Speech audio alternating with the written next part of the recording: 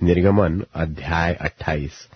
फिर तू इस्राएलियों में से अपने भाई हारून और नादाब, अबीहू, एलियाजार और इतामार नाम उसके पुत्रों को अपने समीप ले आना कि वे मेरे लिए याजक का काम करें।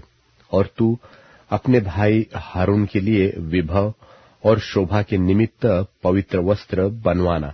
और जितनों के हृदय में बुद्धि है, जिनको मैंने बुद्धि देने वाले आत्मा से परिपूर्ण किया है, उनको तू हारून के वस्त्र बनाने की आज्ञा दे कि वह मेरे निमित्त याजक का काम करने के लिए पवित्र बने।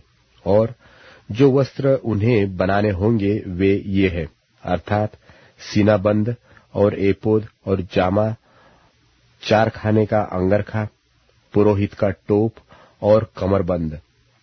यही पवित्र वस्त्र तेरे भाई हारून और उसके पुत्रों के लिए बनाए जाए कि वे मेरे लिए याजक का काम करें। और वे सोने और नीले और बैंजनी और लाल रंग का और सूक्ष्म सनी का कपड़ा ले।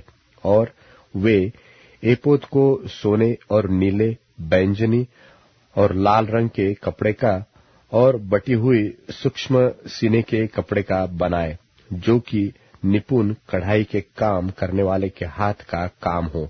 और वह इस तरह से जोड़ा जाए कि उनके दोनों कंधों के सिरे आपस में मिले रहे। और एपोद पर जो काढ़ा हुआ पटुका होगा, उसकी बनावट उसी के समान हो, और वे दोनों बिना जोड़ के हो, और सोने और नीले, बैंजनी और लाल रंग वाले और बटी हुई सूक्ष्म सनी वाले कपड़े के हो।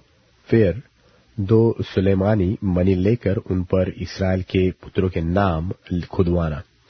उनके नामों में से 6 तो एक मणि पर और शेष 6 नाम दूसरे मणि पर, इस्राएल के पुत्रों की उत्पत्ति के अनुसार खुदवाना। मणि खोदने वाले के काम से जैसे छापा खोदा जाता है, वैसे ही उन 2 मणियों पर इस्राएलों के पुत्रों के नाम खुदवाना और उनको सोने के खानों में जड़वा देना। और दोनों मणियों को एपोद के कंधों पर लगवाना। वे इस्राएलियों के निमित्त स्मरण दिलाने वाले मणि ठहरेंगे, अर्थात हारून उनके नाम यहोवा के आगे अपने दोनों कंधों पर स्मरण के लिए लगाए रहे। फिर सोने के खाने बनवाना और डोरियों की नाई गुंथे हुए 2 जंजीर चोखे सोने के बनवाना और गुंथे हुए जंजीरों को उन खानों में जड़वाना। फिर न्याय की चपरास को भी कढ़ाई के काम का बनवाना। एपोद की नाई सोने और नीले, बैंजनी और लाल रंग के और बटी हुई सूक्ष्म सनी के कपड़े की उसे बनवाना। वह चौकोर और दोहरी हो और उसकी लंबाई और चौड़ाई 1 बित्ते की हो, और उसमें 4 पांति मणि जड़ाना। पहली पांति में तो माणिक्य, पद्मराग और लाडली हो, दूसरी पांति में मरकत, नीलमणि और हीरा, तीसरी पांति में लशम, सूर्यकांत और नीलम, और चौथी पांति में फिरोजा, सुलेमानी, मणि और यशब हो। ये सब सोने के खानों में जड़े जाए। और इस्राएल के पुत्रों के जितने नाम है उतने मणि हो, अर्थात उनके नामों की गिनती के अनुसार 12 नाम खुदे। 12 गोत्रों में से एक एक का नाम एक एक मणि पर ऐसे खुदे जैसे छापा खोदा जाता है। फिर चपरास पर डोरियों की नाई गुंथे हुए चोखे सोने की जंजीर लगवाना और चपरास में सोने की 2 कड़ियां लगवाना और दोनों कड़ियों को चपरास के दोनों सिरों पर लगवाना और सोने के दोनों गुत्थे जंजीरों को उन दोनों कड़ियों में जो चपरास के सिरों पर होंगी लगवाना और गुथे हुए दोनों जंजीरों के दोनों बाकी सिरों को दोनों खानों में जड़वा के एपोद के दोनों कंधों के बंधनों पर उनके सामने लगवाना। फिर सोने की 2 और कड़ियां बनवाकर चपरास के दोनों सिरों पर उसकी उस कोर पर जो एपोद की भीतर की ओर होगी लगवाना। फिर उनके सिवाय सोने की 2 और कड़ियां बनवाकर एपोद के दोनों कंधों के बंधनों पर नीचे से उसके सामने और उसके जोड़ के पास एपोद के काढ़े हुए पटुकों के ऊपर लगवाना, और चपरास अपनी कड़ियों के द्वारा एपोद की कड़ियों में नीले फीते से बांधी जाए। इस रीति वह एपोद के काढ़े हुए पटुके पर बनी रहे और चपरास एपोद पर से अलग न होने पाए। और जब जब हारून पवित्र स्थान में प्रवेश करे तब तब वह न्याय की चपरास पर अपने हृदय के ऊपर इस्राएलियों के नाम को लगाए रहे, जिससे यहोवा के सामने उनका स्मरण नित्य रहे। और तू न्याय की चपरास में उरीम और तुमीम को रखना, और जब जब हारून यहोवा के सामने प्रवेश करे तब तब वे उसके हृदय के ऊपर हो। इस प्रकार हारून इस्राएलियों के न्याय पदार्थ को अपने हृदय के ऊपर यहोवा के सामने नित्य लगाए रहे।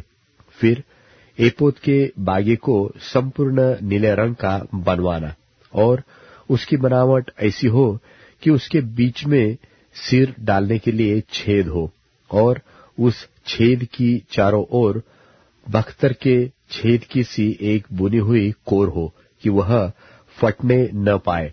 और उसके नीचे वाले घेरे में चारों ओर नीले, बैंजनी और लाल रंग के कपड़े के अनार बनवाना, और उनके बीच बीच चारों ओर सोने की घंटियां लगवाना, अर्थात एक सोने की घंटी और एक अनार, फिर एक सोने की घंटी और एक अनार।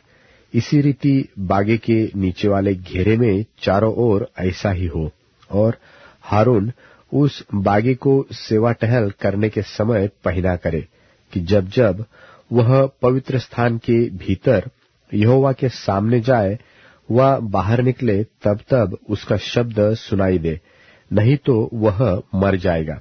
फिर चोखे सोने का एक टीका बनवाना, और जैसे छापे में वैसे ही उसमें ये अक्षर खोदे जाए, अर्थात यहोवा के लिए पवित्र, और उसे नीले फीते से बांधना, और वह पगड़ी के सामने के हिस्से पर रहे, और वह हारून के माथे पर रहे, इसलिए कि इस्राएली जो कुछ पवित्र ठहराए, अर्थात अपनी पवित्र वस्तुएं भेंट में चढ़ावे, उन पवित्र वस्तुओं का दोष हारून उठाए रहे, और वह नित्य उसके माथे पर रहे, जिससे यहोवा उनसे प्रसन्न रहे। और अंगरखे को सूक्ष्म सनी के कपड़े का चारखाना बुनवाना, और एक पगड़ी भी सूक्ष्म सनी के कपड़े की बनवाना, और कारचो भी काम किया हुआ एक कमरबंद भी बनवाना। फिर हारून के पुत्रों के लिए भी अंगरखे और कमरबंद और टोपियां बनवाना। ये वस्त्र भी विभव और शोभा के लिए बने। अपने भाई हारून और उसके पुत्रों के ये ही सब वस्त्र पहनाकर उनका अभिषेक और संस्कार करना, और उन्हें पवित्र करना कि वे मेरे लिए याजक का काम करें, और उनके लिए सनी के कपड़े की जांघियां बनवाना, जिनसे उनका तन ढपा रहे, वे कमर से जांघ तक की हो। और जब जब हारून व उसके पुत्र मिलाप वाले तंबू में प्रवेश करे, वह पवित्र स्थान में सेवा टहल करने को वेदी के पास जाए, तब तब वे उन जांघियों को पहने रहे, न हो कि वे पापी ठहरे और मर जाए। यह हारून के लिए और उसके बाद उसके वंश के लिए भी सदा की विधि ठहरे।